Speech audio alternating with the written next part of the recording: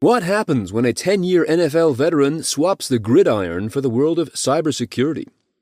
In this episode of the Thales Security Sessions Bite-Sized podcast, we sit down with John Fina, a former professional football player who spent 10 years with the Buffalo Bills, played in 2 Super Bowls with the Bills in 1993 and 1994, and who has since made a remarkable transition from defending end zones to defending corporate networks.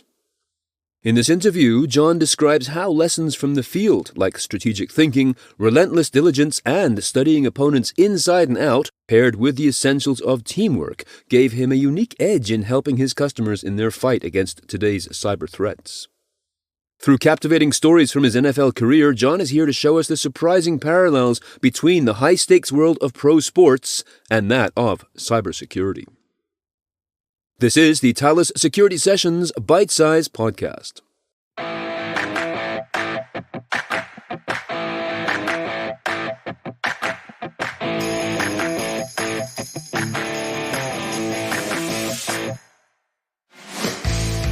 All right. Well, John, it's a pleasure to meet you. I'm Steve Prentice. I'm the host of the Thales Security Sessions podcast, and this is the first one that we're doing, actually, as a direct conversation with people from within Thales. My goodness, how can we go any more interesting and more deep than your amazing career? Tell us about how you went from the University of Arizona into pro football. Well, Steve, first, thanks for having me, and I'd love to share my insights. I do have a little crazy career path. I've had people tell me it looks like an EKG chart, going from this to that, to this to that. So I did grow up in Tucson, Arizona, played football there. And at that time in the 1980s, you didn't get widely recruited across the nation because there was no social media. So I was fortunate enough. I had 3 offers to play, and one was from my hometown school, the University of Arizona. And I started on the defensive side of the ball. And later in my time there, I flipped to offense. I got some great coaching, people who really helped me with the technique and philosophy of offensive line play. And I put together about 16 games that were really good. I did well when they bring all the players in to assess their physical abilities. And I was fortunate and lucky to be drafted by the Buffalo Bills and spend 10 great years there and 1 great year with the Arizona Cardinals. So that was not the kind of usual career path that a lot of people in IT or in security follow. But what is good and what is a great lesson even for those who did not get to do that is that everything you do in life has an opportunity to influence the next thing. We all learn lessons by doing things. And there's an obvious connection between, let's say, defense or offense in sports and what we're doing in cybersecurity because there's a mindset thing going on there, right? I mean, it's a constant proactive mindset. Yeah. Even though I played offense, which seems offensive, my role in the game was to protect running backs, protect quarterbacks. And, this idea of cybersecurity and protection, I'm already very keen to looking for vulnerability and trying to prevent an invasion or an attack or an attack surface. So it really sort of, maybe loosely falls into the category of ending up in cybersecurity from defending quarterbacks from being hit and running backs from being tackled. Taking your next major part of your career, moving across to working with Thales and getting into cybersecurity and technology, what keeps you busy now? First, let's set the stage about what's your area of expertise within Thales. Well, Thales does a great many things, and we have a huge number of products across our cybersecurity data security platform. But I think when most people approach from an enterprise level, how can they manage their security? What we can do is provide a comprehensive solution for encryption key management. And when you have incredible amount of data and people accessing that data, you have to be able to control who has that access. Create, rotate, revoke keys, helping people understand the value and why they want to hold their own keys and why they want to rotate and manage their keys, and that there is a solution for them. Now, there are smaller solutions out there from other companies that can handle, much smaller businesses with much less data. But when it comes to these larger businesses and enterprise businesses, the amount and explosion of data is so vast, and access to it becomes so important that you really have to have as much control as you can. I think the biggest issue is, in the United States, explaining to people who Thales is, what we do, and why it's so important as a solution for them. Football is a great analogy for that type of situation. A little bit of chaos, a little bit of concert to it. But by and large, I'm trying to really understand what a customer's motivation is, what their goals are, and align myself and care about what generally is, their most important asset, which is their data, and how they cannot become a victim, because the bad guys they're very creative, they're very adept, and they pivot very quickly. So, we really need to stay on top of our game in security.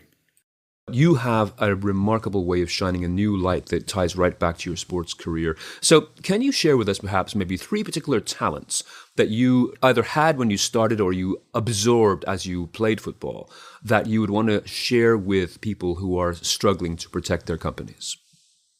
I think I have a very good answer for you, Steve. And this will make sense to you because you're reporting on cybersecurity and events every day. So you're doing all this research, okay? So when you're playing football, let's say I'm protecting the passer. We're going to throw the ball downfield, and across the line of scrimmage for me is Steve Prentice. Now, the fan sees that interaction in that moment in the game.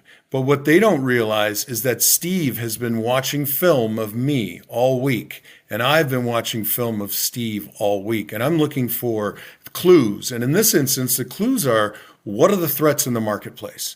So Steve knows because he's been studying what's happening in the cybersecurity IT world, right? And I know as the customer, he knows how to threaten me. I know how to resist that threat. So before the ball is even snapped, before the play even begins, the amount of preparation that you have to have is pretty deep. All right, so now the ball is snapped. Now, for me, I am looking at, in this case, visual clues. In your case, with Thales and Perva, you're looking for data activity clues. What's happening in your environment? So I'm staring at either your inside shoulder or your outside shoulder, and I'm controlling my body, which is my posture, right? My data security posture management, my protect the quarterback physical posture. Now, the issue is, as the play develops, you have all these various options. You can come inside, you can try to midline me, you can try to rush me outside, you could be running a game with another defender. So I have to take in all of this input in a split second and be able to react. Now, if you're the customer, what's that reaction look like in the event of a breach? How quickly can you control what is happening to you? How quickly can you put out the fire and mitigate the risk? In my case, it's not letting that guy get a hand on my quarterback, right? Not sacking the quarterback, not tipping the ball, anything I can do. And then generally, what the third part of this is, what can I learn from what I had just done?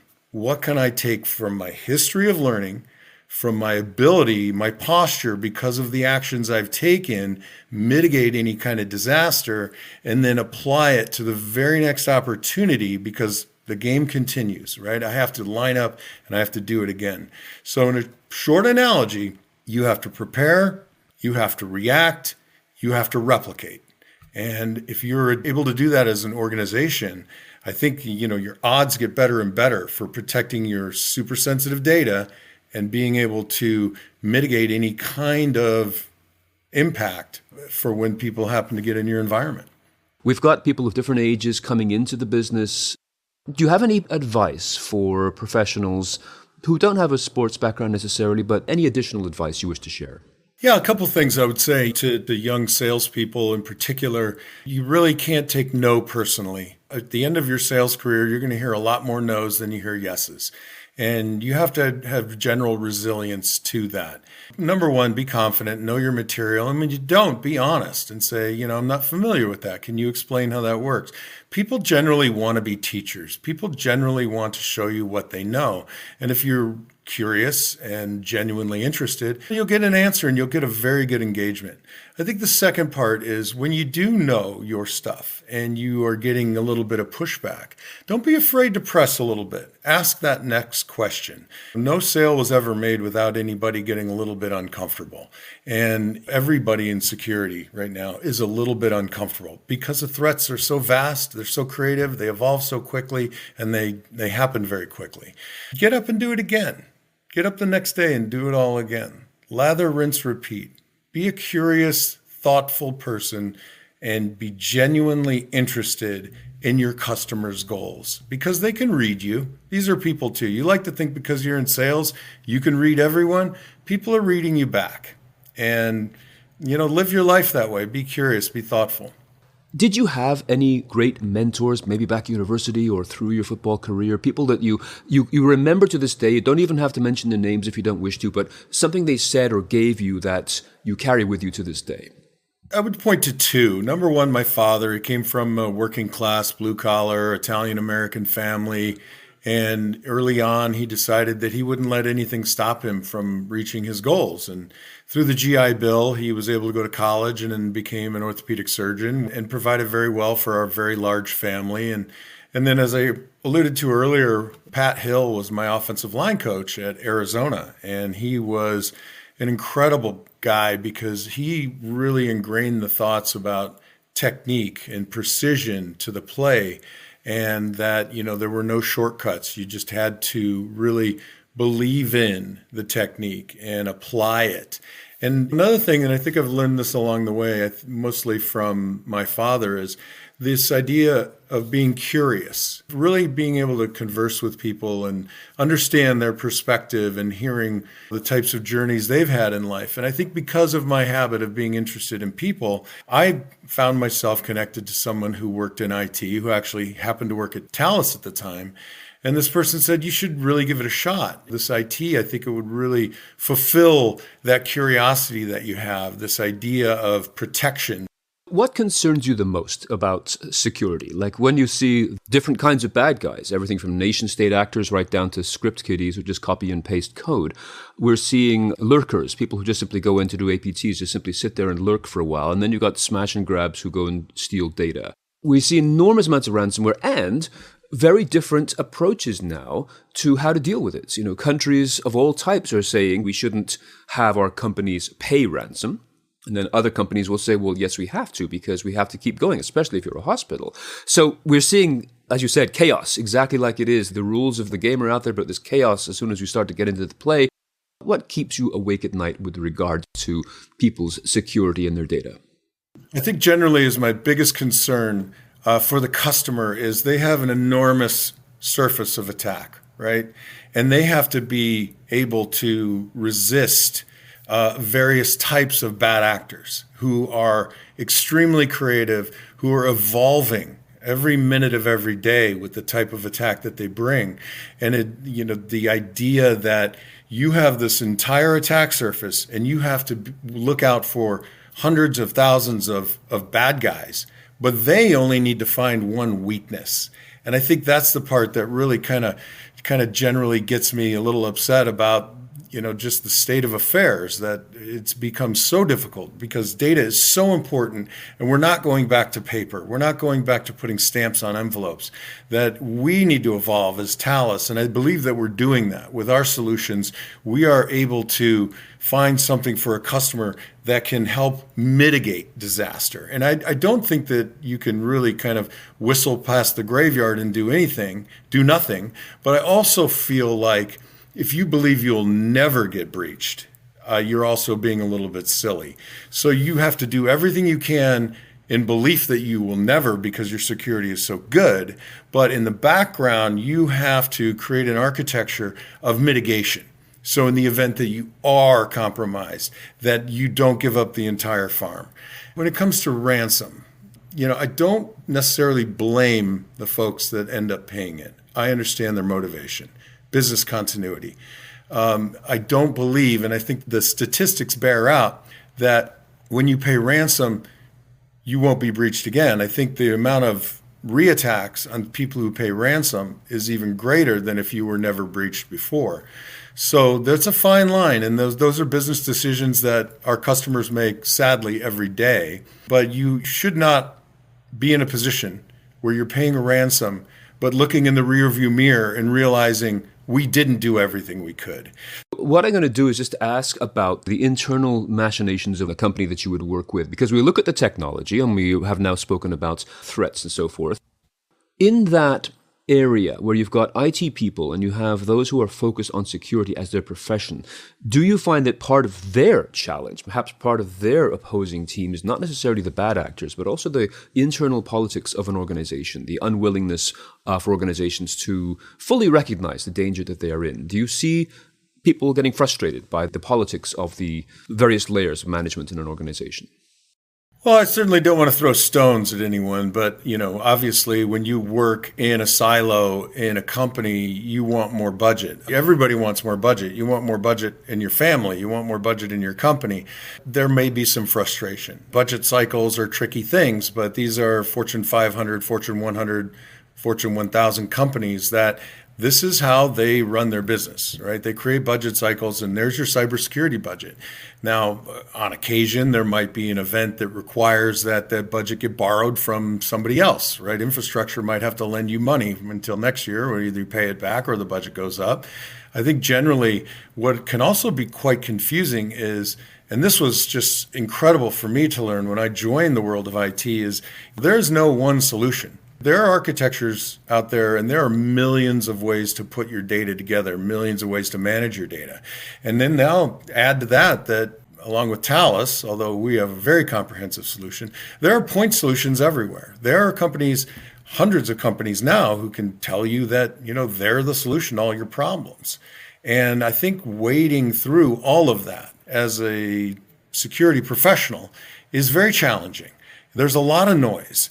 There's a lot of trying to decide what's the most important thing right now.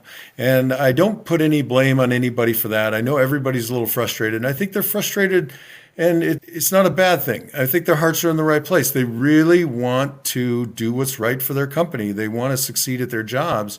And, sometimes they don't have enough resources and human resources. And there's just a lot of noise out there to filter through about what solution actually is going to help solve your problem. And when in truth, you need a number of solutions across the board to reach your goal. Like a true professional, John, you make it look easy, both in playing football and also in terms of being an expert in sales. But all that easiness is coming from a deep, deep background and, again, a lot of study and a lot of diligence. So I really appreciate your time. This has been a truly transformative episode in terms of just giving people some really tangible advice based on background.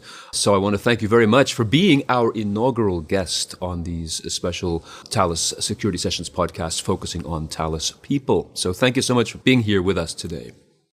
Steve, it was my pleasure. And anytime I go through an exercise like that, it helps remind me of the things that I need to continue to do, to continue to get better at. And, everyone should take an opportunity of self-reflection. And moments like this give me a chance to maybe impart a little wisdom, but also point the finger back at myself and say, do a little better today than you did yesterday. John Fina is the Regional Sales Manager for Thales Southwest and is based in his hometown of Tucson, Arizona. Remember, if you like what you hear, be sure to subscribe and tell a friend or a colleague or a client or all of them about the Thales Security Sessions podcasts. And join in the conversation on LinkedIn. Just search for Thales Cloud Security and watch for our podcast posts. We will be back again soon with another episode and another discussion on the topics that you need to know about to successfully carry on in the business of information security. Until then, I'm Steve Prentice. Thanks for listening.